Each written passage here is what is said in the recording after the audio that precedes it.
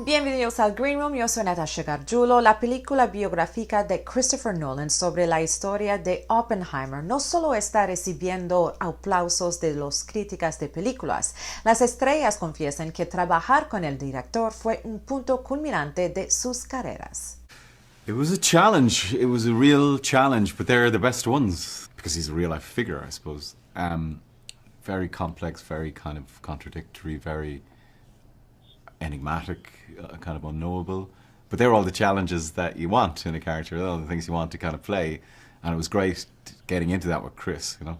Yeah, I mean, it's definitely an extraordinary one. It's one that you kind of run to work just to see what he's going to do because it's a masterclass and he is of gargantuan talents and this is a gargantuan story and you just know you're going to be held by this conductor who's just going to make it an extraordinary experience for everyone and an immersive one.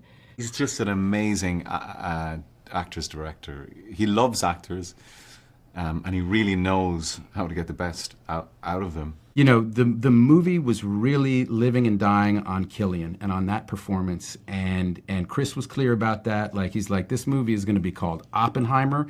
This is about this performance, and the whole movie, everything has to be in support of that performance, and then the rest of it goes on Cillian's shoulders. I do all the research, I go really deep into it, but then I usually find that on set, you can kind of leave it to one side because on set it becomes a bit about the two actors and the emotion in the room and the truth in the room and the kind of energy between the two actors, so it's not academic or intellectual, it's more instinctual and emotional. So I think it's worthwhile doing all that because you absorb it, but when you get down to it, it's not about that, you know.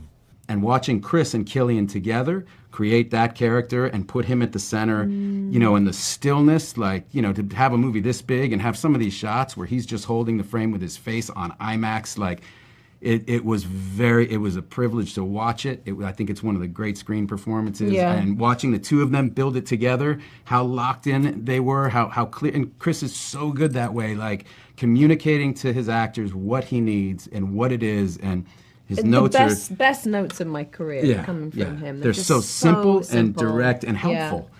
Like sometimes a director will just chat you to death, and you're like, I don't know what you want me to do right now. Any creative instinct just sort of slip through your fingers. You're like, oh! But with him, it's just sort of, it's so transporting, the things he would say, and quiet and privately, and would just come up and just keep talking to you. And then he just knows also when to walk away. And you're right. You can feel when you're locked in. And you were saying with the hurricane that must have been going in his head, because he's trying to keep all these plates up in the air, but you don't feel it as an actor, because the death of good acting is when you get rigid, right? And so great directors are able to somehow, in the face of all this stuff they have going on, let you relax and bring what you're going to bring, and then just kind of sculpt it into the place that they need it. Like, you know, it was really a masterclass.